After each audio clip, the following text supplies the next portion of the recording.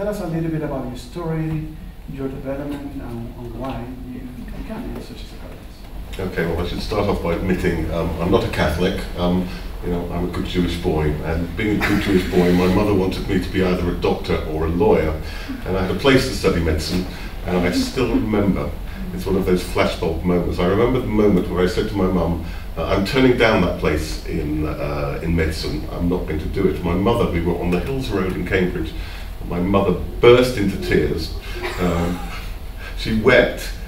Everybody on that bus will remember it. She said, why am I ruining her life? Why am I ruining my life? Why am I ruining everybody's life? So the question of why the hell I did psychology is one, I tell you, you're not the only one to have asked it. I suppose, again, you know, I started off from a very, an interest in the very biological end of psychology. And then, as happens so often, I met someone who was charismatic, who changed my understanding, and that was Henri Tachfeld. And Henri, who I think probably is one of the most influential psychologists the UK has ever produced, and probably one of the most important social psychologists of the 20th century, made things matter to me.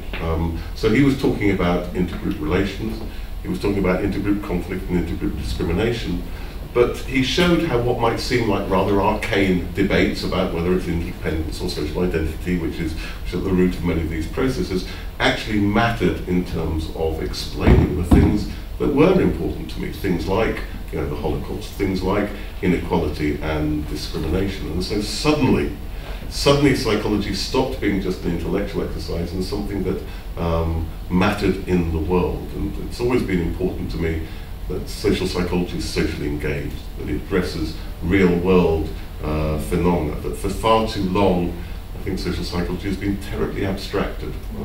You know, you've looked at some of the studies. I still remember about a number of European associations ago, one of the most popular papers was a paper by Bodenhaus, and it was about, you know, the cognitive minds and notion of discrimination. And it showed that you have morning people and evening people who process information better in the morning and the evening. And a very clever study shows that morning people discriminate more in the evening and vice versa. And I thought, that's really nice, that's really clever. Does that explain apartheid? Does that explain black people, or Black Lives Matter? You know, it's, to quote Shakespeare, full of sound and fury, signifying nothing. But I think we've come back. And I think one of the reasons why we've come back is precisely because people from the periphery of Europe and the US have begun to look at a social psychology and say, this is irrelevant to us. People from North Africa, people from Turkey, I think people from Latin America as well. So that's one reason why it's so exciting to be here, to see such an engaged social psychology, so grappling with these issues like indigeneity, like inequality and so on. And that's the sort of psychology that I think makes it worth doing social psychology. Thank you very much, Steve. There's a similar episode when I was in middle school. I had high grades, so people were expecting me to go to study medicine and become a doctor. And psychology was seen as, like, yeah, a bit of a disappointment in terms of the career perspectives that it could offer. And I think it was probably very female, but I was interested in, I was working as a social volunteer for NGOs. I was interested in culture and languages. I liked to travel. That was the kind of person I was when I was 18 years old. Still I'm like that today. But I thought, okay, psychology, it's a profession. You can help people. Yeah, very girlish thing to think. So basically I wanted to become a clinical psychologist. That was my first reason to study psychology. But then when I started studying psychology, I was quite disappointed about the clinical psychology that we were being taught, because I had the feeling that this was not about many people I knew. It was very individualistic, very middle class, very white, very restricted, and a lot of my experience and the people I knew were not included there. So I didn't feel that this was my call. Social psychology came late to me, because in my university in Leuven, where I studied as a student, social psychology was laboratory experiments. It was only boys who did it. It was a very male thing. It was very cognitivist. It was about attributions, about and there was a computer metaphor that was all about information processing and stuff. That's what I remember from it. Sure.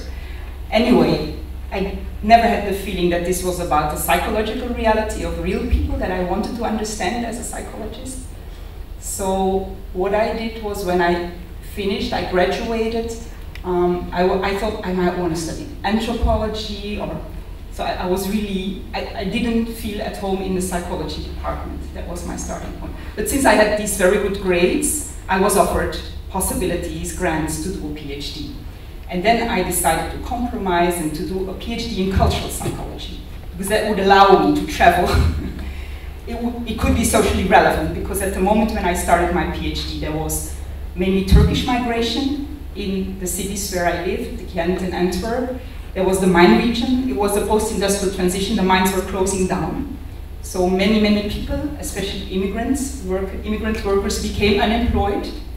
So that was in the 80s, the beginning of the 80s, the moment when I started the PhD. So I was interested in the social side of these immigrant families, and I was also interested in the cultural differences, and in traveling to Turkey and to the villages where they came from, learning the language. So that's how I got started doing a PhD in cultural psychology, although as a subdiscipline it didn't really exist within my department.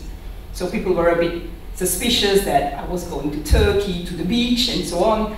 So, but then I did produce data, and I did learn complex analysis. I learned structural equation modeling, because I think that the methodological part was a way for me as a girl to be taken seriously by my male colleagues.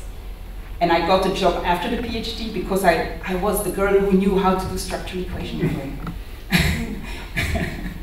So I got this job in the Netherlands after the PhD, and that was really when I found my place, because they were starting a European research center there on migration and ethnic relations. That was the topic. It was interdisciplinary and it was international.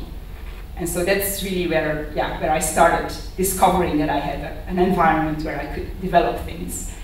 And so for many years, I was in this center, and I was mostly working with sociologists and anthropologists, because those were the people who were studying migration. Psychologists, very rarely. So the first psychologists I learned to know there who were interested in these issues were people like Michael Verkuijten, someone you would know. In Europe, people like Amélie Moumendé and Rupert Brown have been very important for me. Kay Doe in the US is one of the people who were interested in migration and who wrote in a way that I thought this is about real things and real experiences. So I've always had the feeling that there is different psychological realities in different social and cultural contexts, and that psychology, as I had been taught psychology, and as most of the research of psychology that I knew in my department, was only about a tiny fraction of people and realities.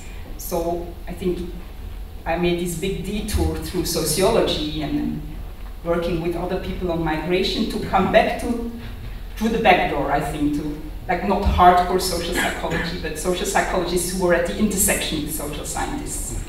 And then 8 years ago, I got a job offer at my home department, and I came back from the Netherlands to Leuven, to the Catholic University, to the alma mater, as they say, back to the roots. And we started a research group, me, Batya Mesquita, Colette van Laar, and now we have a group of people working on social inequality, cultural diversity, gender, from a social psych perspective, and we're trying to combine. I think we're really theoretically interested, but we're also doing a lot of naturalistic and applied research in real settings with real groups. So I think, many things are nicely coming together now, and I think some of you know some of the younger people who worked with us or are still working with us and who are now at different universities in Europe doing this kind of like more real social psychology. Okay. So. Something I admire a lot about the work you both have done is that it's first truly engaging with real-world issues, and both of you have done work connected with situations in different places in the world, which is something not that usual, and certainly not the most easy way to do social psychology. I mean, we could have a career just doing experiments with our undergrad students, and that could be a very fruitful but boring career. And you're not just talking to people in different places of the world concerning like real relevant issues, but also, as you just mentioned, talking to different disciplines like sociology, anthropology, political science, and also to policymakers and people, I mean, outside of the science, people with influence, but outside of the science. And I think that's a huge challenge, and for me as someone who's starting a career in this area, it's very intriguing to me. Like, first, like, how do you do that? I mean, that's too much work, like. Steve? One or two little questions there. I don't know if you remember, there was an old song, "Girls Just Like to Have Fun." Well, I kind of think that academics just want to have fun. You know, we have one life, and we might as well enjoy it. One of the privileges of academia is you can get to see different parts of the world. So one of the reasons why I do it is it is more interesting than sitting in my lab. There are slightly more legitimate reasons for it, you know, as well. I mean, the first, of course, is that if you look at the birth of a European social psychology, and I think it's expressed really well in the 1970 text, The Context of Social Psychology, what Europeans are saying, because after the Second World War, Europe is in a terrible position, and Europe begins to see itself as peripheral, is that the social psychology of the US doesn't speak to our reality. Moscovici says this really eloquently. He says, look, a social psychology of individuals meeting on an equal playing field just doesn't make sense of the European history of collective inequality, of power, of oppression, and of genocide. And it's in that mismatch, it's in that lack of an encounter that something new is developed. And for me, that was very concrete indeed. In my first year, I came, as I've already described, from a very nice family, disappointing in so many ways. And I got involved in collective action. I got involved in an occupation. It was the tail end of the radicalism of the 60s. These things still happened. And it was intellectually thrilling. The occupation was the academic debate I'd hoped to get at university, but actually most people didn't debate things. They went to the pub and got drunk. But in this crowd, people were deeply engaged with the issues of strategy, of tactics, of principle. I learned so much from this collective, from this crowd setting. And at the same time, I was learning, number one, from my social psychology, how groups are bad for you and how crowds are irrational. And number two, heard the vice-chancellor of the university dismissing us as young, irrational, emotional, and so on. So the first thing was that if you look at the world, you begin to see whether our theories actually make sense of it or not. If you map the nature of the phenomena, you begin to see whether our theories make sense of it or not. Experiments, I'm not against experiments necessarily. I like experiments. I think they're wonderful bits of theatre, but nonetheless, they can disengage you from the world. So that's the first reason for going into the world. The second reason for going into the world, of course, is to address the issue of variability and of cultural variability. Now, I mean, personally for me, the reason why I'm attracted to a social identity approach is, for me, it is through the variable self that culture structures the individual. Those are the processes through which we are, cultural beings. For me, it is. I know not all ways of looking at it are, but I see it as a cultural psychology, and therefore can see both the ways in which there are commonalities between different types of collective events, whether we study crowds in the UK, whether we study pilgrimages in India, and so on. We can look at the different ways in which those common processes play out. So there are slightly more legitimate reasons for going to these various places, and the taxpayer paying for very nice holidays indeed, including in Chile. Yeah, there was part of your question was, I'm not sure about going out into the world to do research with participants in different settings and from different groups, also groups that are sometimes harder to connect to or to reach or to gain trust in terms of, if if you arrive as a scholar and certain groups have negative experiences, then yeah, it's hard work, but it's also very rewarding to gain access to their social reality and their psychological reality, and to, yeah, so I think that's something that for me has always been stimulating of me, or it's been a challenge to understand, get into their mind and see how their world works. And so then I thought there was also the side of how do you communicate to people in power, like politicians or school management or employers, or who are like gatekeepers in our society and who can give access to certain resources or opportunities or not. And I think as social psychologists, we have a lot to tell those people, and things that are not usually part of the discourse in terms of the evidence that we have.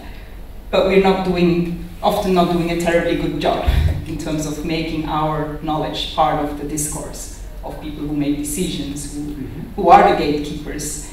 So I think I feel more at ease working with groups that are in a minority position than working with people that are in power positions. That's probably, but I think it's part of our responsibility to address people who are more in power positions and to share our knowledge in such a way that they can use it to include people. Yeah. So I think my first experience of really directly working with political people was in the Netherlands, when there was the parliament at the end of the 90s asking a state-of-the-art report on religious diversity, and especially the presence of Islam and Muslims in the Netherlands, because it was just starting to be controversial. And I was in charge of that as a principal investigator, working with an interdisciplinary team to put together quantitative, qualitative data. We analyzed associations and organizations, we analyzed media discourse, we did surveys, so we had really different types of data. We did a literature study in different countries. And we had to report this, so we had to work with the ministry, with the civil servants, and we had to report to the parliament.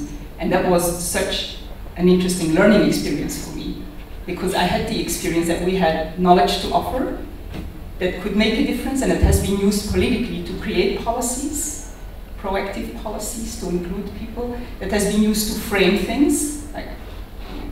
So I really had, for the first time, the experience that people were using, NGO people, but also political people or civil servants working with ministers were using our knowledge directly and referring to us. And I also got the experience of negotiating what will be the message? To whom do you talk about what? So I think that was a tremendous learning experience. Yeah. And I took away a lot from that, like how, And at the moment, I think what I mostly do is work with local, the city council, and with school directors, because at the national level it really depends a little bit on the politics at the moment, how well you can connect. But at the local level and the level of like local institutions like schools, we have everything is happening on the playground of the school, everything we are interested in terms of intergroup relations, acculturation, and so on. And it's a place where you can intervene. Because, So I think at the moment this is where I mostly do my social impact at this level. If I could add something about the issue of impact. I mean, clearly I think there are two levels. I mean, the first is, there is no doubt that psychology, as well as being a science, is ideology, and that many reactionary social developments speak in our name, which means that we have a responsibility to speak back. Just to give two examples. I mean, one was the work that I started doing on crowd behavior. Now, there is a profound anti-collectivism in psychology at every level. The notion that we process information less well in groups, the notion that we are immoral in groups, the argument we're less pro-social in groups, the notion that we panic in groups. Everywhere you look, the group is negative. And the reason for that is very simple. The old trade union slogan of the power of the powerless lies in their combination. It's only when the powerless come together that they gain power. And so part of what psychology is doing, this is very clear if you look at the birth of social psychology in the late 19th century, is trying to delegitimize the one tool that the powerless have to challenge power. So at one level, I think the role of a psychologist is to challenge that, say, no, that's not true. to recover the meanings and the rationalities and the hidden voices of those who take part in those things. Or to take another example, which unites what all of us are doing. If you look at anti-immigrant discourse, it speaks in psychological terms. So, for instance, in Britain, there's a very unfortunate, supposedly left-wing anti-immigrant discourse, which says that when a group becomes too diverse, it loses cohesion. If it loses cohesion, people stop showing solidarity, and therefore, if we have too many immigrants, people will stop being prepared to pay for the National Health Service. It's a series of psychological assumptions about difference and group membership, which are just plain wrong to my mind. And therefore, when people speak in our name, we can't keep silence. We do have to respond. Now the question is, how do we respond? Now we legitimate what we're doing by publishing in the academic journals, which we need to keep our job, okay? But quite frankly, the average, well, on the whole, the people who read your paper are probably about 3 people in 1 or 2 labs elsewhere. Your mum, if she's very bored, and possibly your dog if he's got nothing better to do. I mean, there are alternative forms of communication that you need to think about. There are, pamphlets, there are leaflets, there are, the books that other disciplines do really well.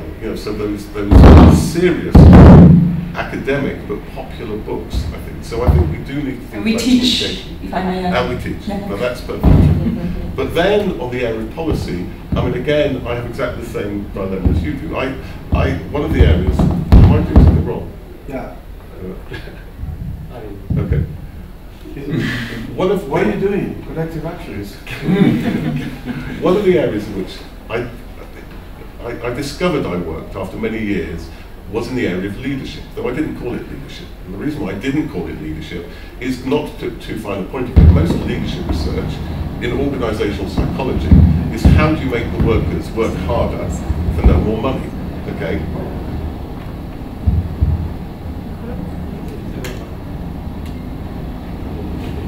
Can you turn off your Hi, it's interfering. I don't know. Oh, yes. Okay, I'm sorry. Okay. Don't worry. Yeah, we can do with one. So leadership research, as I say, is very much servicing business, and people make a lot of money by talking to businesses who have got a lot of money to give to you for talking to them. Far more interesting to me, and I've never cracked this one, I mean I've talked to groups at the local level, would be how can you use an understanding of leadership, not necessarily in the hierarchical, top-down, traditional way, but forms of organisation and influence which makes groups more effective in reaching their goals. How can you talk to community organisations, to immigrant groups, to trade unions and so on and so forth. So I think there's a real issue of, yes, we should engage in a policy debate. Yes, we should talk to institutions, but that's easy because they're powerful and they come to us. How you get to small, dispersed, less powerful groupings and how we as psychologists organise along with them, I think is a real issue and a real challenge which, I mean, has concerned me throughout my career, and I don't think I've got very far with it, but perhaps you can crack it better than we ever have in our careers. Speaking about that experience when you both study, people who are running labs and group of researchers, you mentioned him Dutchwell, and I'd really like you to comment on your experience of your supervisor, who was the person that maybe influenced your thinking, your conceptual ideas, even though you may move far away from them, as usually happen. But tell us more about your experience, because many of the people interested in learning about how you become a well-known professor and researchers influencing the world somehow is connected to experience of being interacting with other fellows and professors and supervisors or any figure. You mentioned Henry Dutchwell as a very relevant figure. Tell us more about this. Well, I'll start with the metaphor. Individual experience. For many years there have been discussions of why productivity in British industry is lower than, say, in Germany. And on the whole, what people tend to do is to pathologise the workers, whereas the real reason is lack of investment and lack of tools. Now, I was lucky enough, it was pure coincidence, to go to Bristol in the late 70s and stay into the 80s when Henri Tarchel and John Turner were developing social identity theory. Such powerful tools that, quite frankly, we would have to be dribbling idiots not to make something of it. So our productivity is down to the tools we were given rather than our inherent ability as researchers. So the first thing I would say is be lucky. They say that in politics, but it's equally true in academia. I mean, John was my supervisor, and John was John Turner. Sorry, John Turner. And John was a wonderful human being, an immensely difficult human being. What he gave me was a question, and a really key question, well, at least two questions. The first was the premise that it is shared social identity that underlies the formation of a social group. Okay, what does that mean? What are the processes through which that happens? At one point the answer was cognitive, right? So it's a coordination of viewpoints. Now I think there are other dimensions. There are affective dimensions, there are emotional dimensions, and so on. But that question, how does social identity create a social group? The second was an understanding, which to me is absolutely critical and is immanent throughout the theory, is that the group is a social source of social power. To the extent that a set of people act together as group members and coordinate their actions, you have a world-making resource. You have a political constituency. You have political power. So the question of how those identities are defined, who do we define as having shared identity, and the definition of the content, what do we do with that power, becomes the stuff of both psychology and politics. It's a political psychology. Now, John, who wanted to contest the anti-collectivism of psychology, argued against the premise that categorization distorts reality. The traditional view was we categorize because the world is so complex, we have to simplify it. John argued that actually categories reflect the structure of social reality, but he did so in a very clear but one-sided way. For him, the relationship between categories and social reality was reality determines social categories. However, what makes groups so powerful is they give the social power to change the world. It's through categorization and action on categorization that we change the world. And the example I always use is nationalism. On the one hand, why do we think in terms of nations?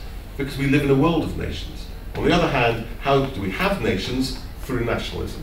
Okay? So the contestation and the struggle and the issue about how you create social categories and give meaning to social categories and wield social categories becomes, for me, a world-making issue. An issue which, as I say, is an inherently political issue. So as I say, number one, I was lucky.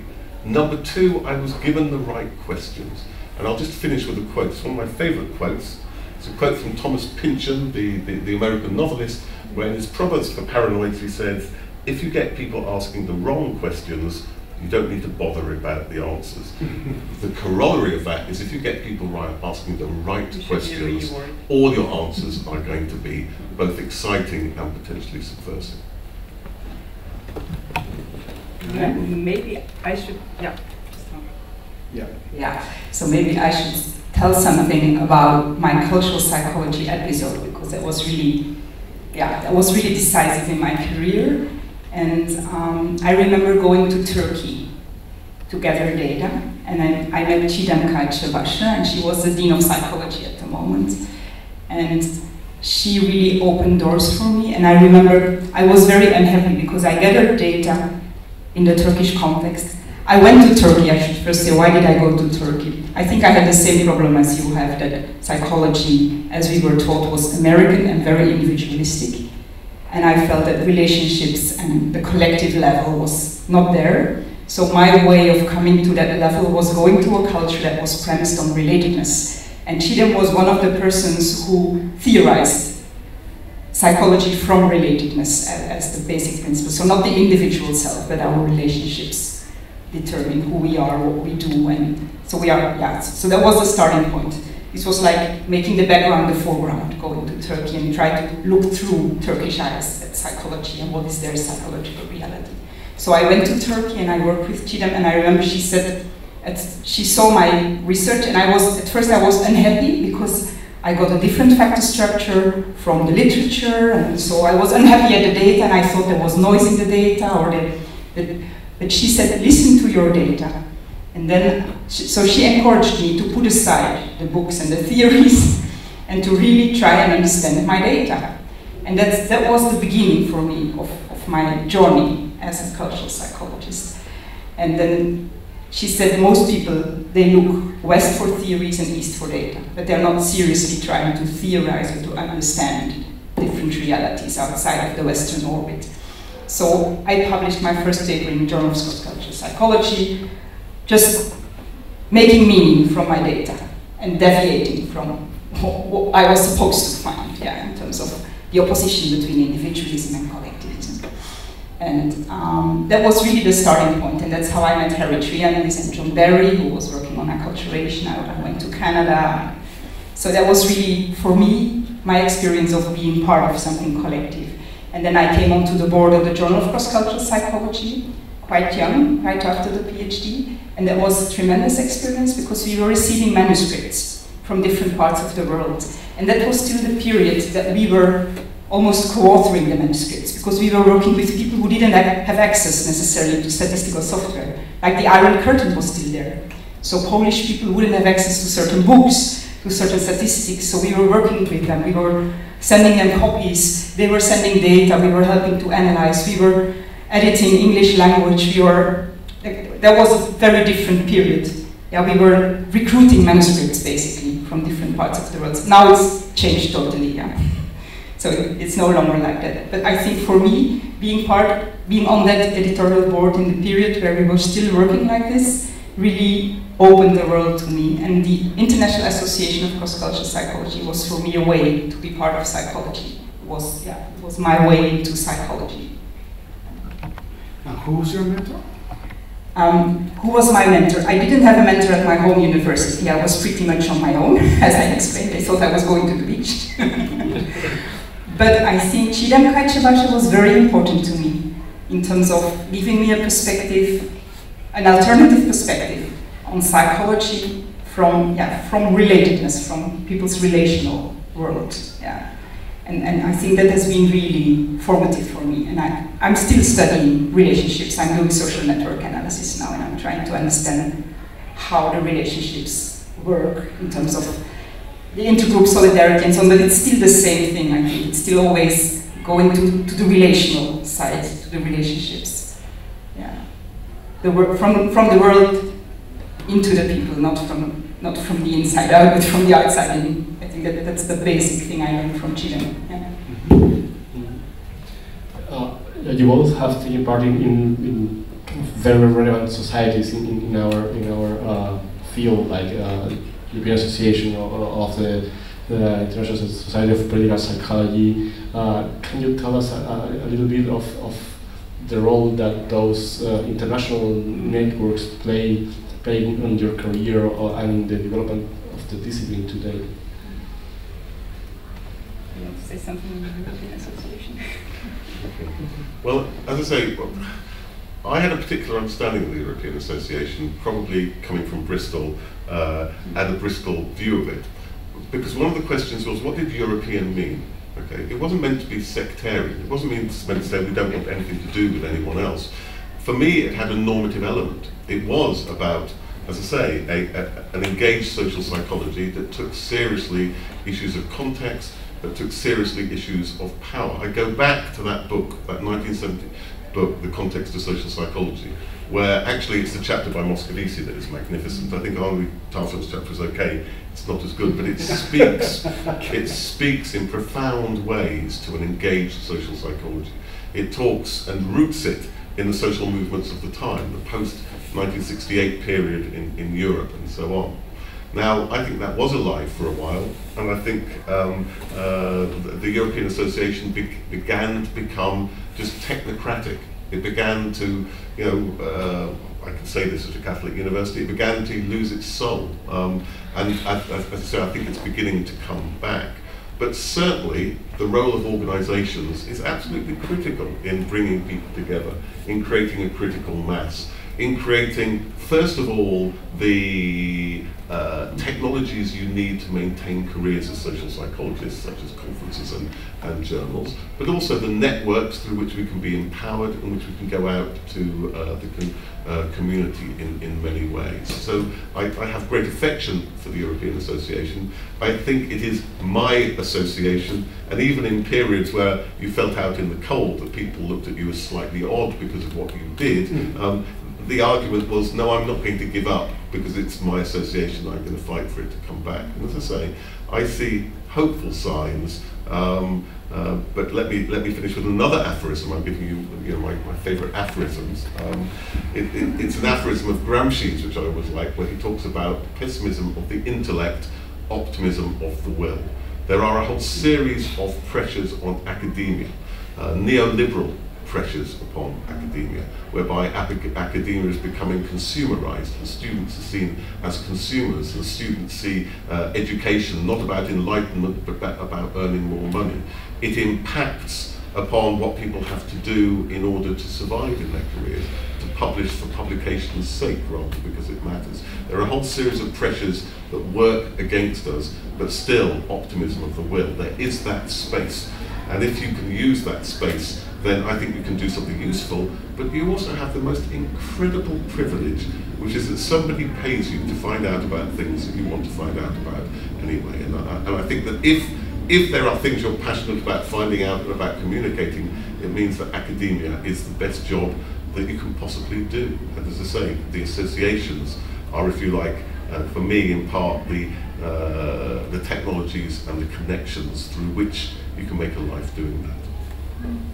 Yeah, I came late to the European Association too, but if I see how it has changed, it has moved closer to me, in the sense that there's more women now. It was only boys in the beginning. Yeah. It includes now Eastern Europe, so we've seen a diversification of countries, of languages, of topics. And when I look at the conference in Granada and I compare it to my first conference in Oxford, I think it has our kind of issues, and also different methods, non-experimental, more naturalistic methods, have moved center stage.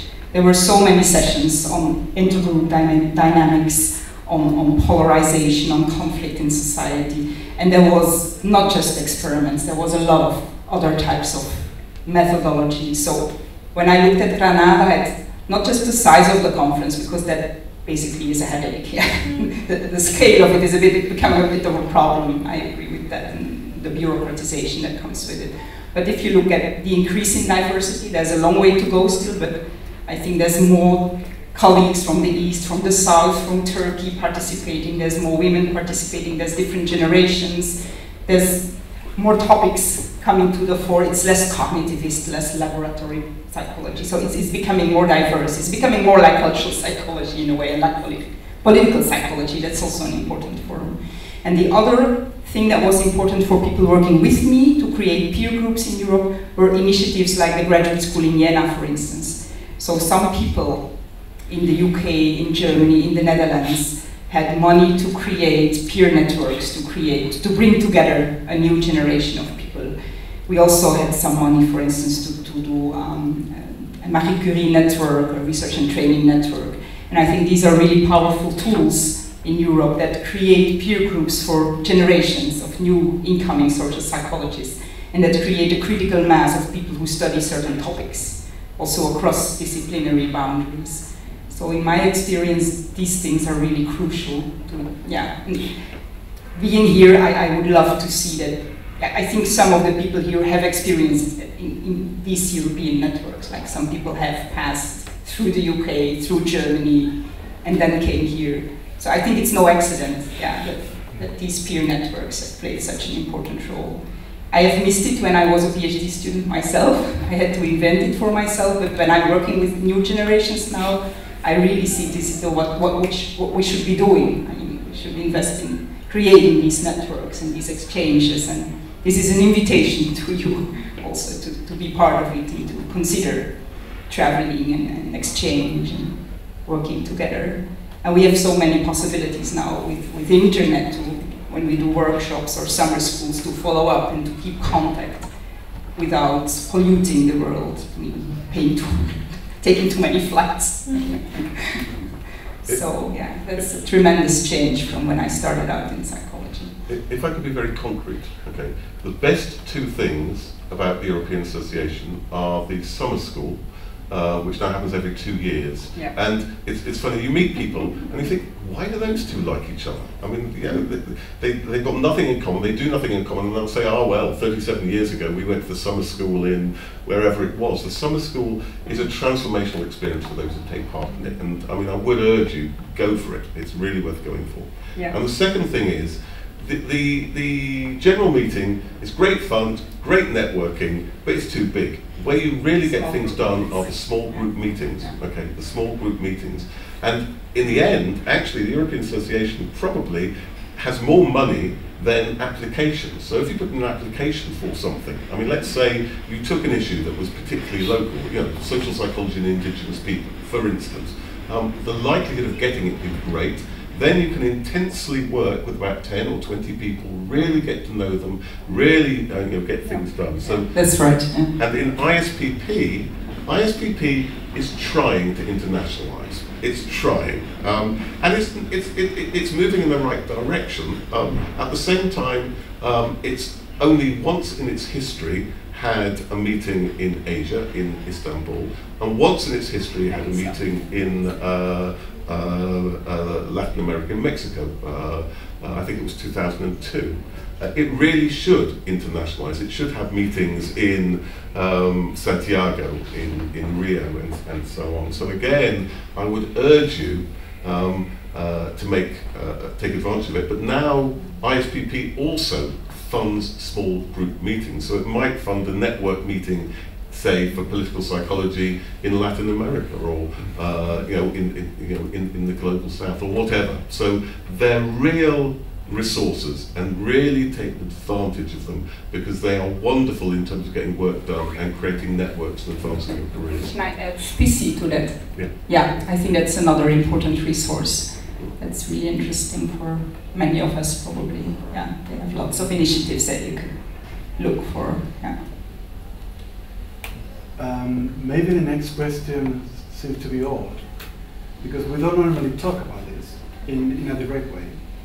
But if you were about to share with us, which is, from your view, the most relevant and more influential idea that you've been working and disseminating out of your work, you were let the people know what is the knowledge that you've been producing with your group during the years of researching, in which people identify you as leader in your field. I know it's an odd question, I anticipate it. But because people like knowing that kind of connection between individuals and contents. And what do you tell the audience? That presupposes I produce something. Okay, let me try two things. Okay, I mean, in a sense, I've kind of tried to say something about the first, which is the recognition. Well, the two things I try and do in my work are, number one, understanding how shared social identity leads to group membership. So we've looked at how it leads people to act in terms of common norms. We've looked at the ways in which it creates intimacy, creates trust, creates social support. At the moment, I'm really interested in the way in which it attenuates the things that keep us apart, like disgust. So that's number one. That's the first thing that interests me. The second thing that interests me is how groups are constructed, and in particular, how groups don't just arise out of perceptions of the distribution of stimuli in the social world, but are actively constructed. And that leads me, in a sense, to an argument that when you look at social psychology, our view of human understanding is immensely passive and perceptualist. We act as if we are passive perceivers, which we are in experiments, looking at the social world and social information, construing it, and coming up with categories, biases, and so on and so forth. For me, our understanding is always actively mobilized. Right? Mobilization isn't something just about collective action. Any understanding, our understanding of the economy, our understanding of immigration, our understanding of whatever it is actively mobilized. And often in order to understand that, you have to understand our social relationship to the sources of information rather than the information itself. So if you ask me to say, what would I argue paradigmatically, I would argue that we need to move away from a perception to a mobilization view of the social world, and then more specifically, I'm interested in the construction and the creation of social categories because I think they create social power in the world. The one other thing I would say is this, and for me this has always been important, and for a long time led to marginality, but in time things come around, and this is something you've referred to as method. Psychology, well again, I'll go back to that chapter from Moscovici, which I've quoted several times. There's a line in that, probably written in 1969, where he says, any discipline which puts its methods before its questions will not be healthy for long. And yet, actually, over time, the dominant tendencies have fetishized method more and more and more. Right? To use another quotation, one of my favourite chapters on method is Bloomer's chapter from his 1969 book on symbolic interaction. He says it's amazing how we have taken the research process and limited it to one phase, hypothesis testing, and even that we do in a parochial way. He said that 50 years ago.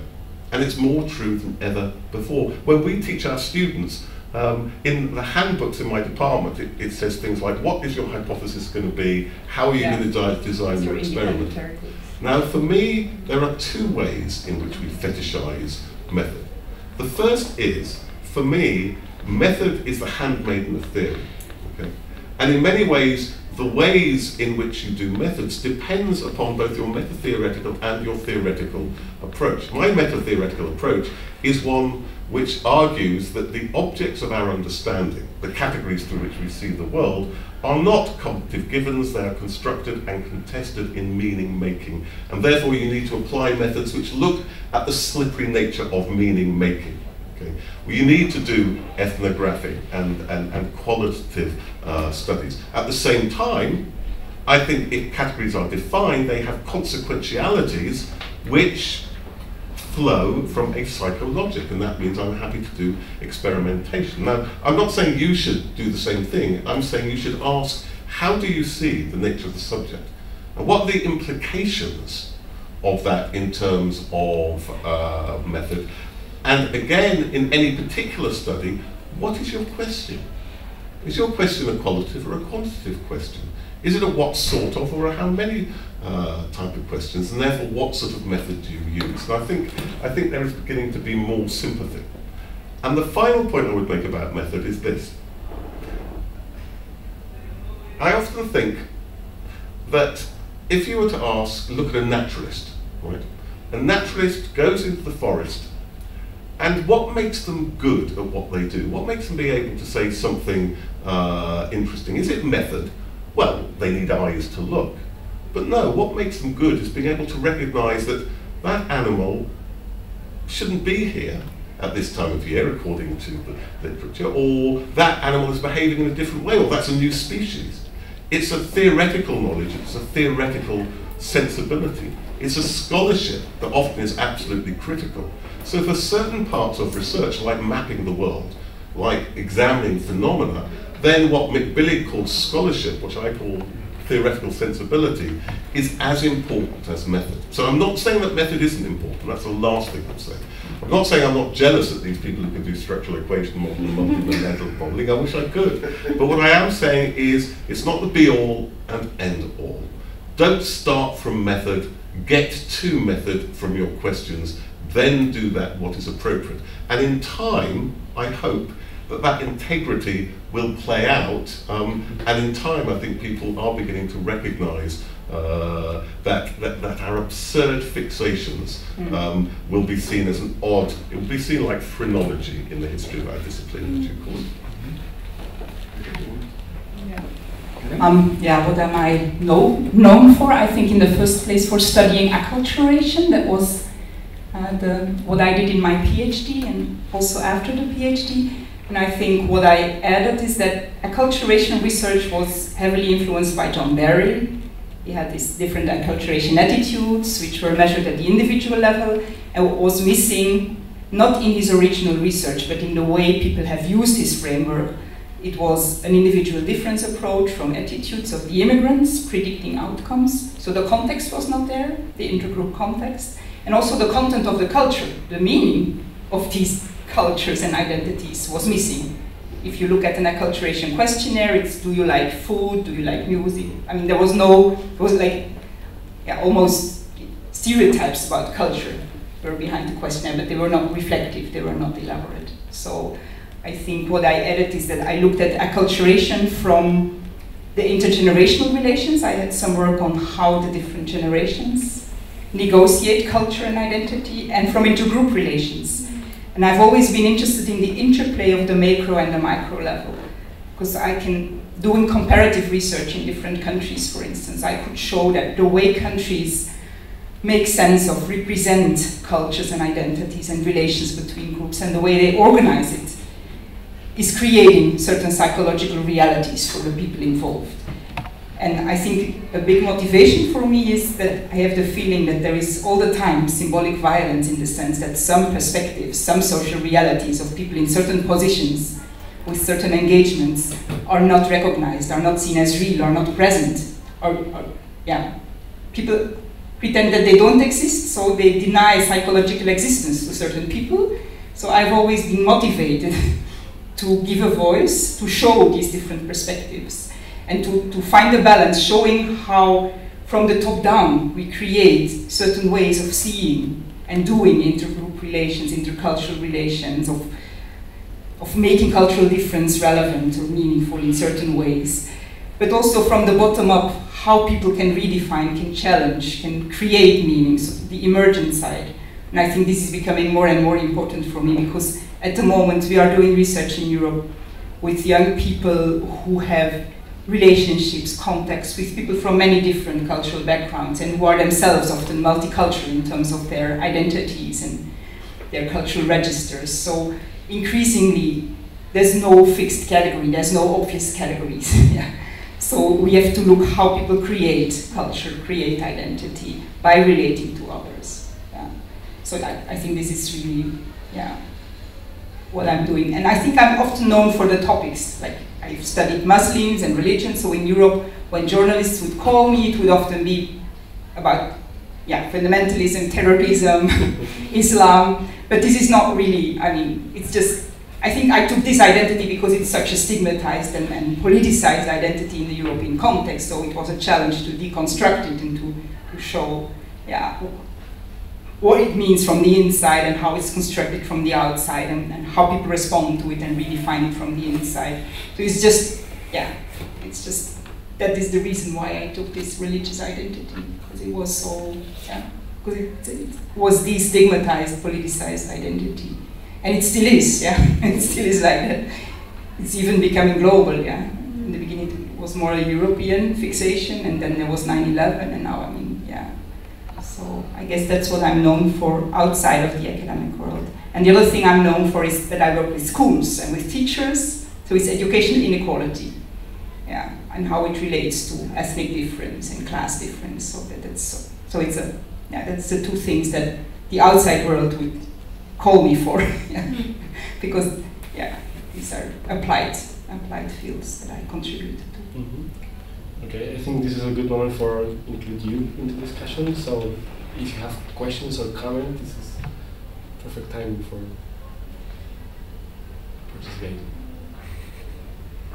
Don't be shy. Thanks a lot, both of you, for the presentation. It's always interesting.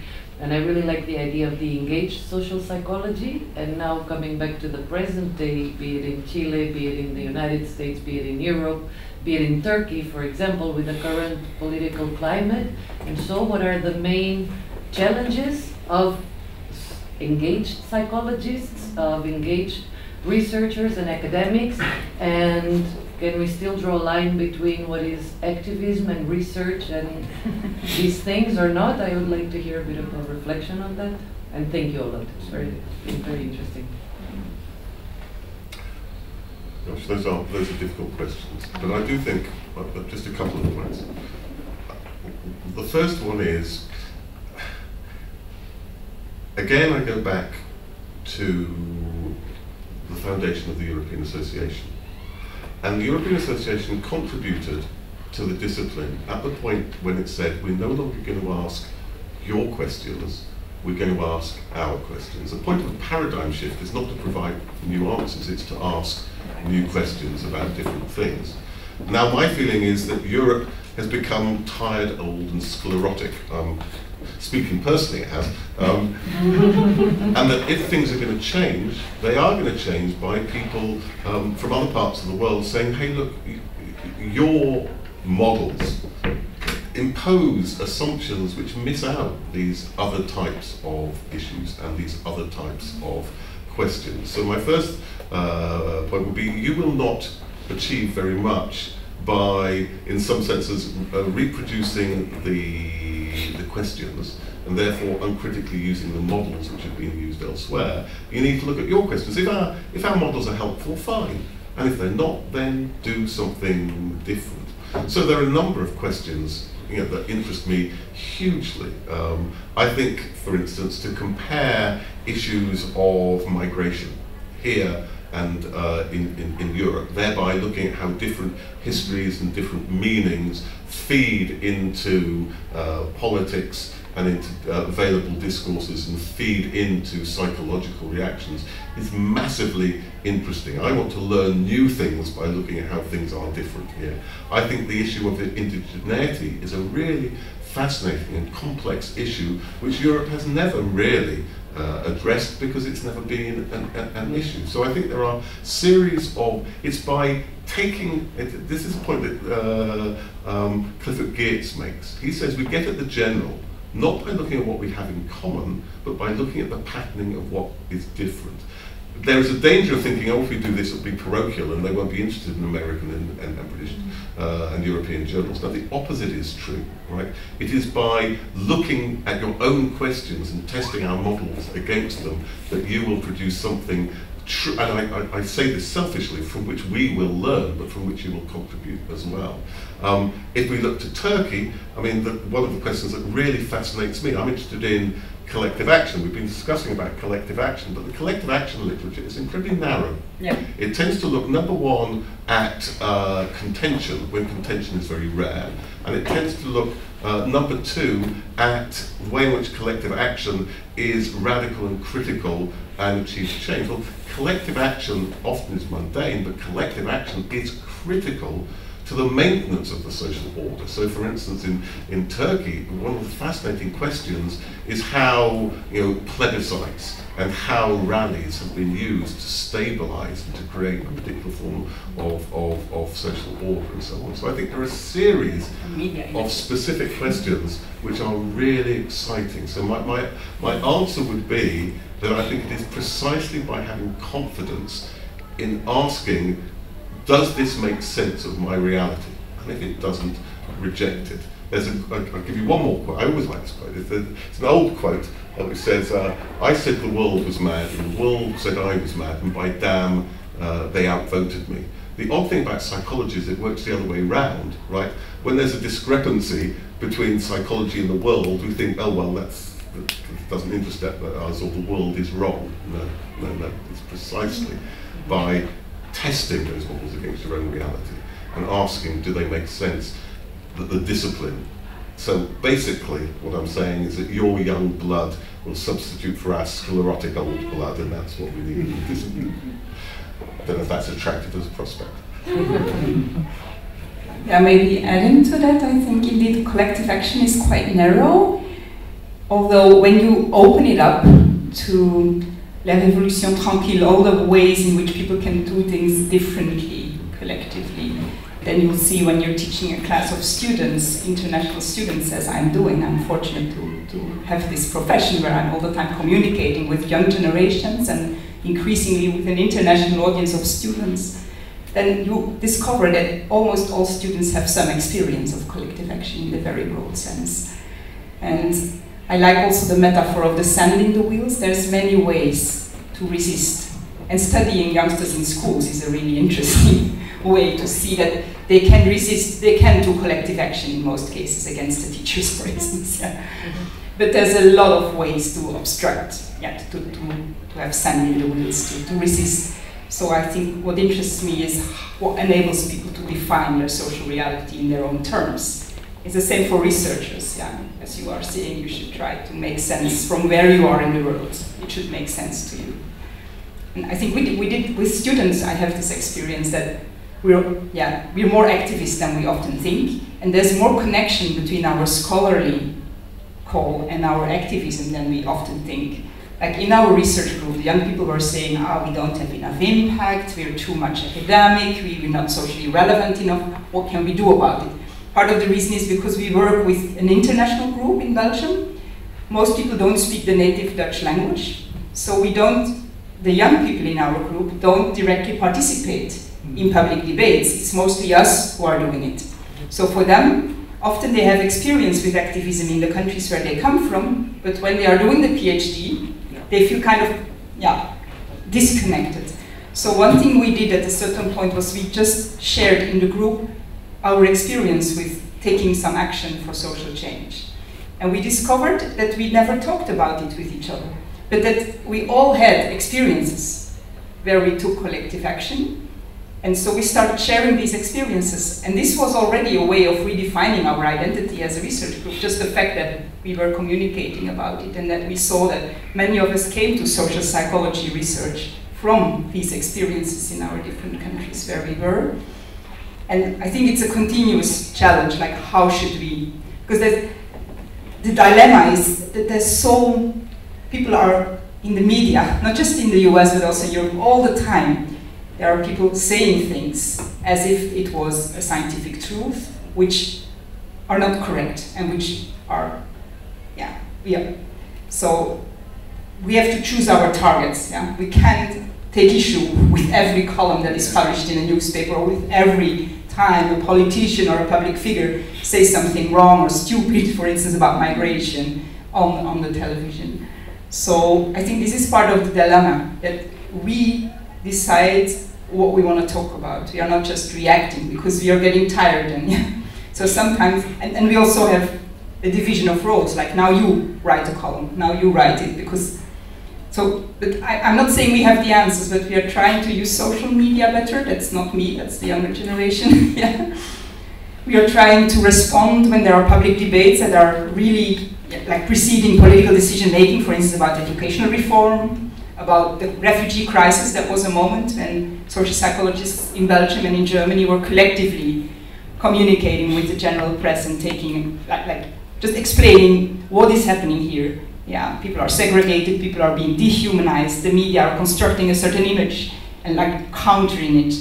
But in Europe, it's not the case as it was previously that we have this high authority as professors. There is a kind of suspicion, like anti-intellectual suspicion, that we are away from the world. So we have to find different ways of communicating and engaging with the general press. And so one way to do it is to have data. So when you have a big survey and you can show something, that's a way to enter the public arena and to make certain statements in a way that people will think, okay, this is evidence-based. The other thing we do is writing columns, and recently around the refugee crisis also organizing conferences, for instance, inviting stakeholders, inviting organizations. So I think recently in Europe, in one way it's depressing when you look at the political changes. But in the other way, I think in my environment, we are doing more to connect to the outside world. And when I see students, they are choosing our courses much more. So they are more and more interested in diversity, in migration, in human rights. So I think that the number of students taking my optional courses has tripled over the last 5 years. And I think this is precisely because of the polarization. So it's not just going in the neoliberal direction, it's also going in the other direction. Yeah. And so working with students and young people is what keeps me going. Yeah. We got another 10 minutes to finish, and if there is any other question or comment, that would be very welcome. And if not, I would really like you to comment on the vision that you both had from different countries in Europe about Latin American contribution in developing social science. Because as you know, you may know something, you may know or may know a little bit about South America, but what do you expect about this region in terms of discussing or informing issues, because Europe is so influential in a way, it's affecting the way we perceive the world in different, as well as the US. And we receive heavily information from those two major parts of the world. But what do you see about that in terms of social scientists looking at the way we individuals, can contribute to this debate? Many of the scholars here are... Yeah, I remember, I think 15 years ago, I attended a conference. I was teaching in Lima as a guest professor, and I attended a conference, a Spanish-speaking conference of Latin American psychologists. I was the only European there, and I think there were 5 Americans, North Americans, and all the rest were Spanish-speaking people. And what I remember is that I was completely lost, because there was no one I knew, so there was no network. And then the topics of the symposia were quite different from the topics of the symposia in Europe. And it was kind of an eye-opener that there was this world outside of our world who were also doing social psychology, developmental psychology. And there were a lot of issues like poverty and so on that were at that time really marginal in psychology conferences, or absent even, and that were very present in this conference. So I think I learned a lot about the parallel worlds of psychology. And as a cultural psychologist, of course, I think it's important to connect. And I think we can learn, because this conference had topics and people working on things that were also there in Europe. We also have poverty in our societies, but psychologists were just not studying it when I was doing the PhD. It was not on the agenda. There was no symposium on development of children in poverty, for instance, about family violence, so these kinds of contexts were just not well represented.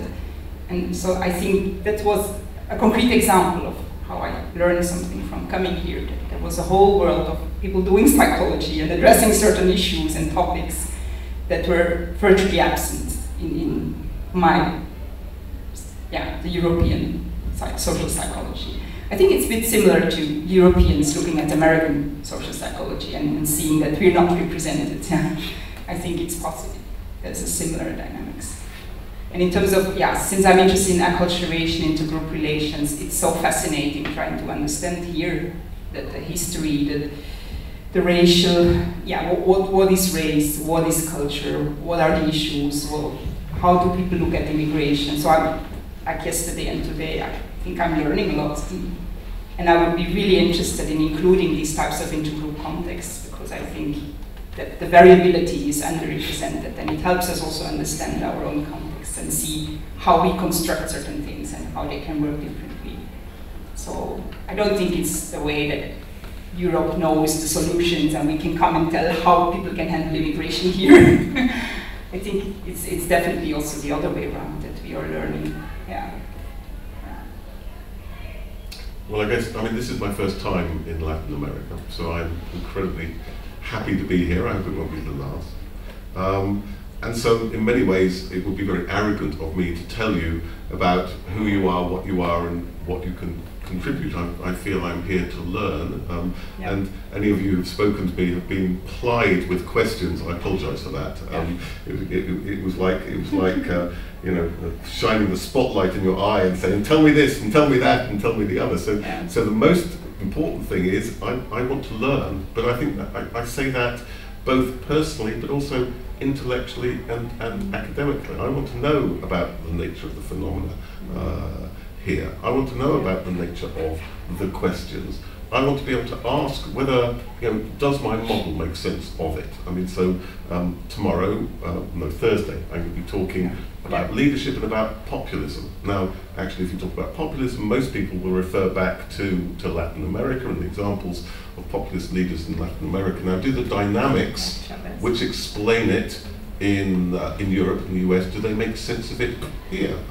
Are the the demographics and the particular groups who feel left behind, and who in many and who feel their position is slipping, who seem to be at the core of populism, does it explain the phenomena here? Now, that's not just about asking whether your explanation is different. It's also asking whether my explanation, am I taken for granted, and what I see as general, is general or not.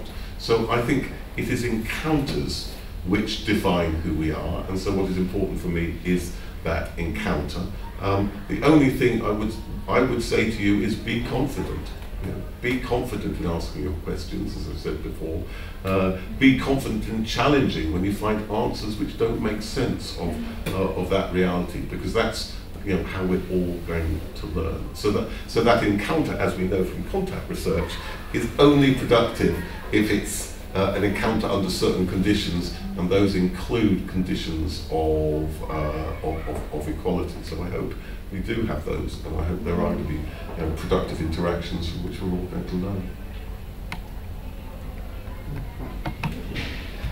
Okay, if there are no more questions, I think it's a good time for closing the session. Thank you very much for being here and sharing your stories with us, and well, thank you for coming.